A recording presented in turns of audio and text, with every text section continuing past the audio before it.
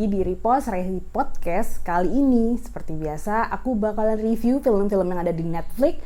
Dan kali ini sendirian, tapi gak apa-apa. Nah, ini film yang baru banget di Netflix. Baru aku tonton juga, jadi mumpung ini kayak fresh, masih seger gitu kan. Ini masih baru, jadi langsung aja aku pengen nge-review ya. Seperti yang di judul di bawah, ini itu sebenarnya film Spanyol. Jadi judul Spanyolnya Crimes de Familia. Itu le Spanyol, bahasa Spanyolnya. Kalau judul bahasa Inggrisnya The Crimes That Bind, tahun 2020, baru minggu ini keluar di Netflix. Dan ini itu film crime, drama, thriller yang epic lah pokoknya. Ternyata film-film Spanyol ini begitu detail dan cukup kuras emosi nontonnya, oke? Buat kalian yang suka film-film drama, film keluarga mengharu biru, tapi dibumbuin thriller, tapi thrillernya nggak terlalu berdarah-darah sih menurutku. Lebih ke apa ya? Lebih ke main teka-teki aja. Oh ya, dan yang paling epic adalah ini film based on true story. Jadi berdasarkan kisah nyata yang bener-bener kasusnya ini ada, jadi semakin wow, semakin merinding gitu kan. Oke, nggak usah banyak lama, ini sinopsisnya gimana sih? Jadi ceritanya itu tuh ada tiga, menurutku ada empat ya. Ada 4 aktor yang apa istilahnya, pemain yang cukup berpengaruh. Pertama adalah si Alicia, terus kemudian ada si Gladys, Daniel, dan Tuan Ignacio. Jadi yang pertama si Alicia. Jadi ini tuh ibu Alicia ini adalah main role. Jadi istilahnya dia pemain utama yang ada di film ini.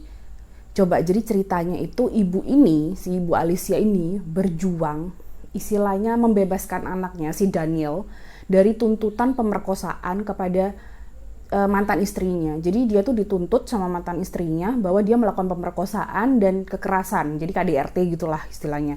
Nah, ibu ini nggak terima dong istilahnya. Nah, anakku nggak kayak gitu kok. Gitu, kayak denial gitu loh. Jadi kayaknya anakku nggak mungkin ngelakuin itu. Istilahnya dia tuh mencoba banding berkali-kali. Terus di lain side story-nya, jadi dia itu di rumah punya maid, punya pembantu.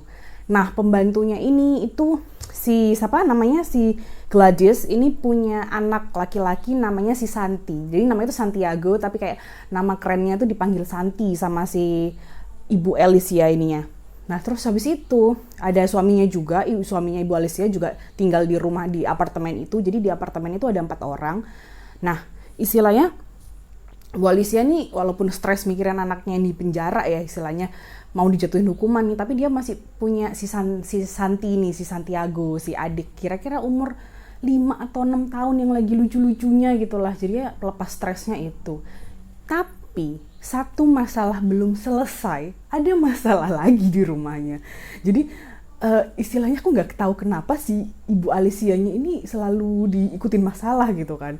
Jadi di tengah-tengah persidangan anaknya nih ada kasus baru, yaitu dari pembantunya atau apa tuh si maid-nya ini, si Gladys ini. Jadi si Gladys ini aku bisa bilang dia itu tipe-tipe maid atau nanny yang diem, kalem gitu, kayak nggak banyak berulah dan nurut banget. Tiba-tiba suatu malam ibu Alicia ini dengar kayak gelodak-gelodak. Jadi kan satu apartemen tuh, apartemen itu nggak ya gede sih, tapi kayak kalau ada suara tuh pasti kedengeran gitu. Terus dia bilang ke suaminya kayak, mas bangun mas, kayaknya ada suara itu loh, maling kayaknya. Bukan maling ya, coba lihat itu kayaknya si Gladys deh gitu. Jadi Gladys ini kan kayak remaja yang di desa tinggalnya, jadi mungkin dia tuh suka malam-malam kebangun atau gimana, mungkin karena si Santi anaknya juga tengah malam suka bangun, jadi periksa gitu. Nah, diperiksa ternyata di kamar mandi itu si Mbak Gladysnya ini, itu tuh sudah berlumuran darah. Jadi aku sambil nyontek nih, soalnya aku nama-nama pemainnya tuh kadang-kadang susah lupa inget gitu kan. Jadi si mbaknya ini udah berlumuran darah dan ternyata di situ tuh ada bayi. Nah, istilahnya tuh kayak, ini bayi siapa, kapan hamilnya, kapan ngandungnya. Si bapaknya sih, suaminya si Alicia nih, ibu Alicia nih kayak, kok bisa nih anak lahirin di sini. Nah, ternyata si Gladys ini, istilahnya si maid-nya ini, kayak dia itu punya apa ya, karena dia mungkin ada gangguan atau psikisnya terganggu, jadi dia tuh kayak selalu berontak gitu, kayak aku nggak hamil. Sebenarnya si ibu Alicia ini, si nyonyanya ini yang punya rumah tuh kayak udah bilang, kayak dia tuh udah tahu kalau si pembantunya si maidnya ini hamil. Tapi kayak apa ya, tetap diurusin gitu loh, tetap, karena dia mungkin suka sama anaknya si Santi juga, anaknya si maidnya ini, si Santi. Jadi kayak udahlah, nggak apa-apa, dibesarin aja anaknya.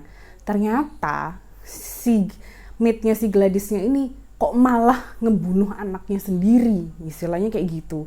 Jadi istilahnya Bu Alicia ini persidangan anaknya belum selesai, ditambah lagi persidangan baru, karena si maidnya ini, bayangin, dia harus berada di tengah-tengah dua persidangan itu karena dengan dua kasus yang berbeda gitu. Jadi ada pembunuhan di rumahnya dan anaknya dituduh sebagai pemerkosa dan pelaku pelaku KDRT gitu. Jadi dia makin bingung juga.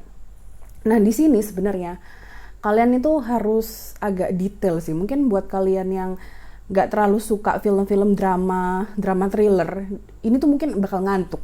Soalnya ceritanya tuh detail, jadi satu-satu. Kalau kalian mungkin suka sama serial The Sinner, nah itu tuh hampir sama. Jadi kayaknya banyak dialognya, banyak detail-detail yang diterangin. Jadi kita tuh bisa kayak ikut ngalir investigasi, ikut kayak mencoba mencerna detailnya gitulah. Jadi kayak menurut aku pribadi sih, aku suka jenis film kayak gini. Nah, oke. Sekarang sudah sinopsisnya sampai situ ya. Jadi sinopsisnya tuh kayak gimana Ibu Alicia ini hidup di antara dua persidangan itu, di tengah-tengah persidangan, dan dia harus bertengkar sama suaminya juga. Dan dia tuh kayak bingung gitu. Aduh, aku nih harus lebih mentingin yang mana gitu kan. Nah, yang paling aku suka ini pertama pemainnya. Pemainnya itu yang paling oke ya pasti Ibu Alicia-nya ya. Istilahnya di sini dia tuh tipe-tipe ibu yang selalu kayak berusaha kayak keibuan lah, ngomong anak orang. Jadinya si Gladys, si maidnya ini kan emang punya anak, si Santi ya kan. Nah, sedangkan si Gladys ini sama anaknya sendiri tuh nggak terlalu hiraukan gitu loh, nggak terlalu ngereken lah, bahasa Jawanya tuh gitu ya. Karena dia masih muda, terus nggak pengalaman juga. Jadi Santi ini lebih suka diasuh sama si nyonya si Alicia ini yang punya rumah gitu kan. Jadi menurutku dia tipe-tipe ibu-ibu yang baik, yang care.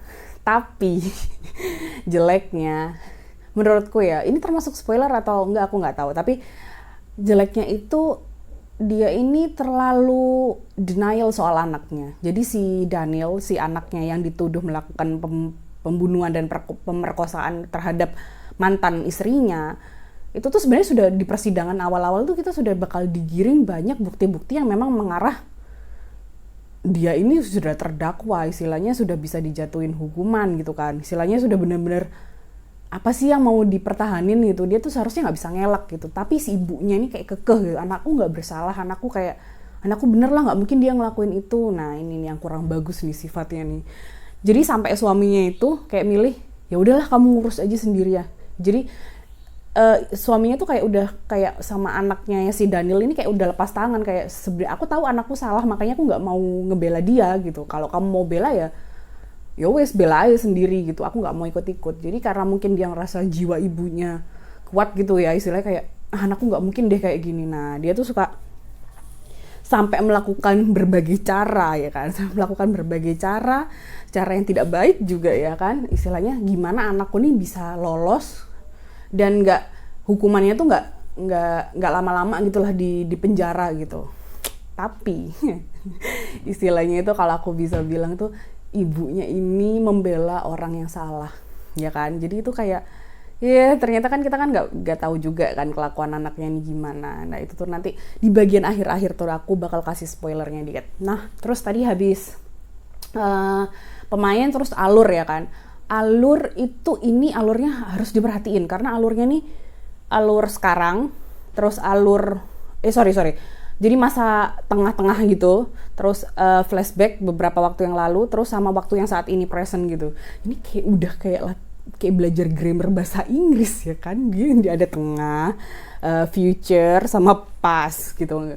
Jadi itu emang di sini tuh ada tiga alur waktu gitulah istilahnya. Jadi harus bener-bener perhatiin detailnya. Kadang-kadang soalnya berpindahnya tuh kayak nggak terlalu kelihatan gitu, kayak hah ini jadi kejadiannya sebelum apa sesudah gitu kan, kayak lah ini kok persidangan dulu apa gimana gitu kan, jadi suka bingung.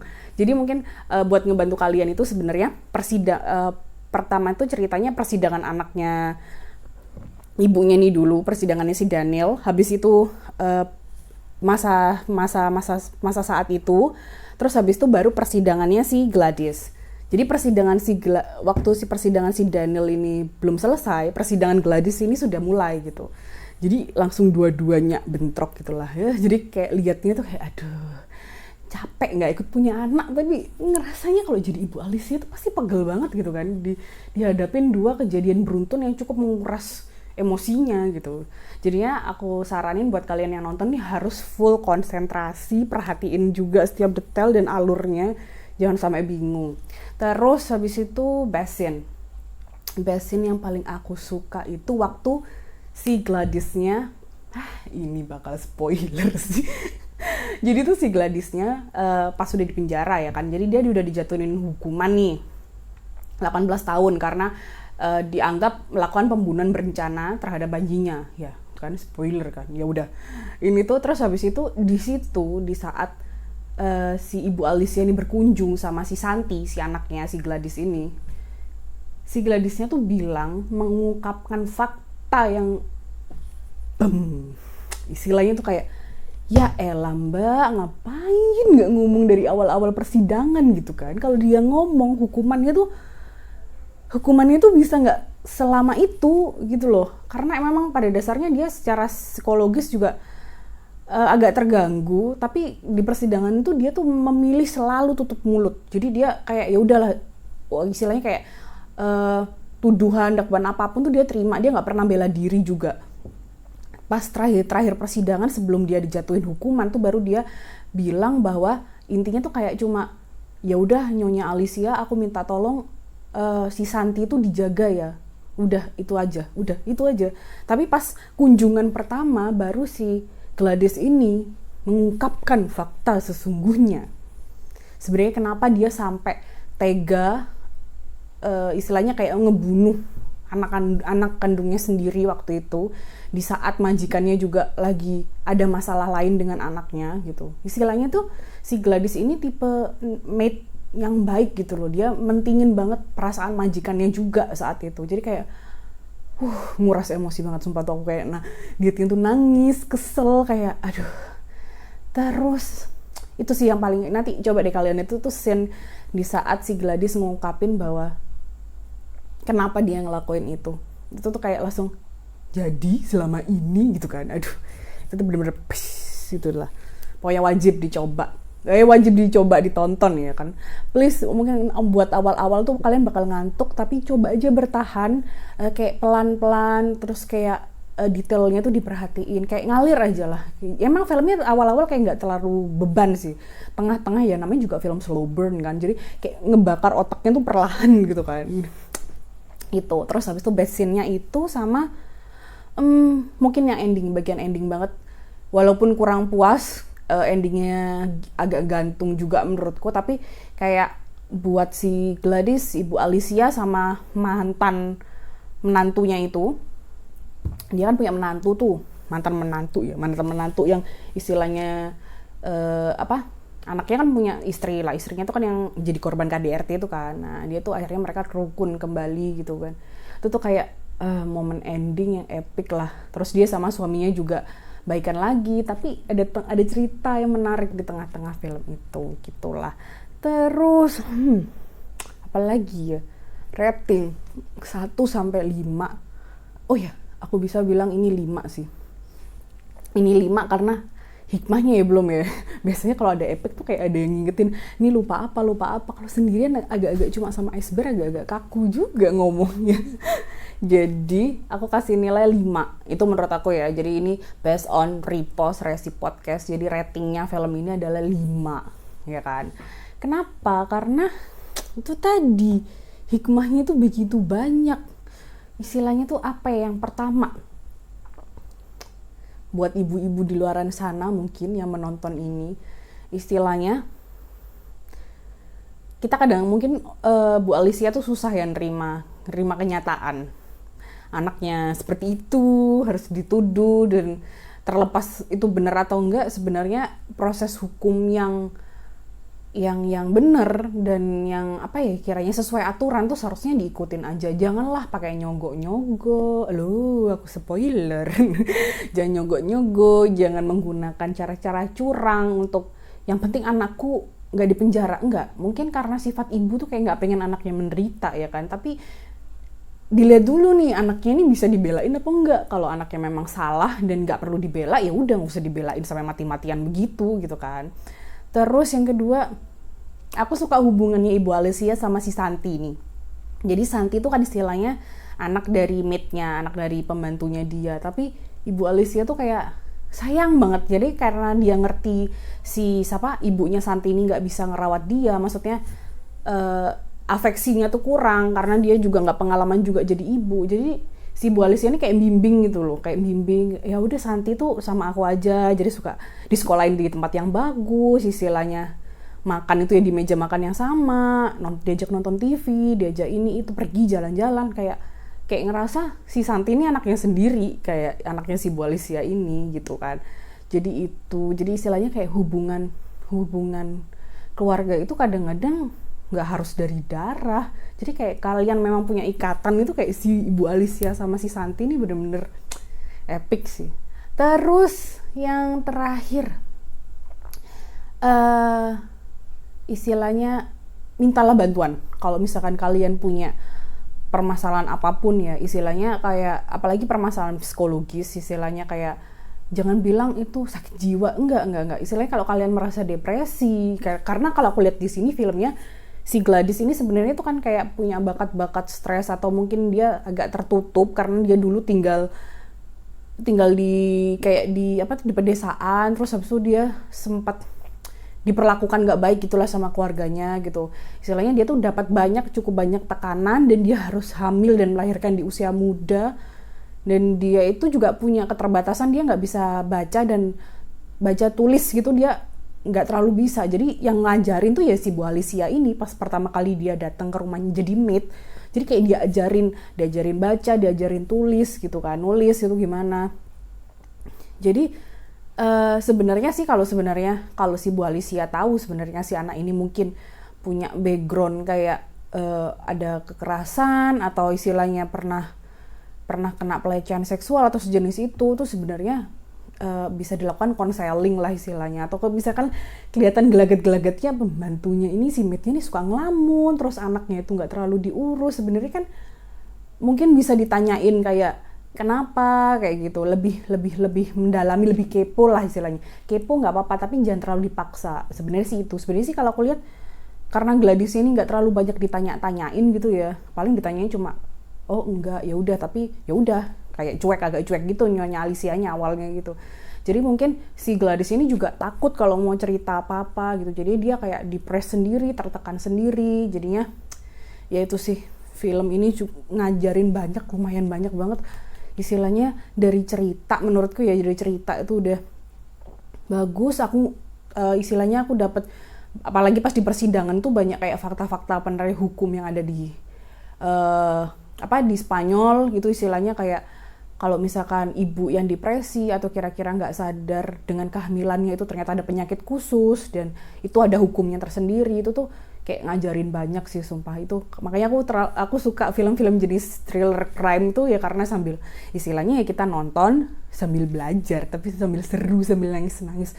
Seriusan, film ini tuh termasuk film drama yang cukup membuat nangis-nangis, karena ya itu tadilah ceritanya tuh cukup dark, cukup gloom, cukup kayak nggak nyangka aja gitu. Mungkin kalau kalian yang udah merhatiin arahku kemana, ini sebenarnya Gladysnya ini kenapa sebenarnya Gladys ini pasti jadi korban lagi sih. Dia nggak mungkin dengan sengaja ngebunuh bayinya itu. Jadi karena ya itulah, kalian harus nonton film ini mumpung sudah ada di Netflix. Dia mungkin lagian ini film baru, jadi bisa paling mungkin muncul di bagian paling atas.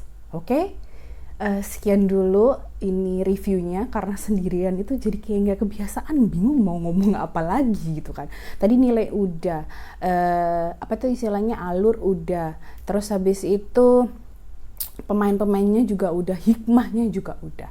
Terus ya sudah, terakhir ini Resi tutup dulu. Makasih udah mau dengerin sampai akhir, terus udah mau buang-buang kuota kalian dan waktu kalian yang berharga buat nonton ini. Dan aku minta tolong, misalkan kalian suka, bisa like atau share atau komen, dan jangan lupa subscribe biar tahu kalau ada video-video update tentang movie atau tentang podcast yang bakal keluar. Atau paling gampang nyalain aja tombol loncengnya, tombol notifikasi yang di bawah sini pokoknya, ya kan. Oke, terima kasih dan dengerin sampai habis, atau cuma mau denger suaranya aja, dan bye-bye.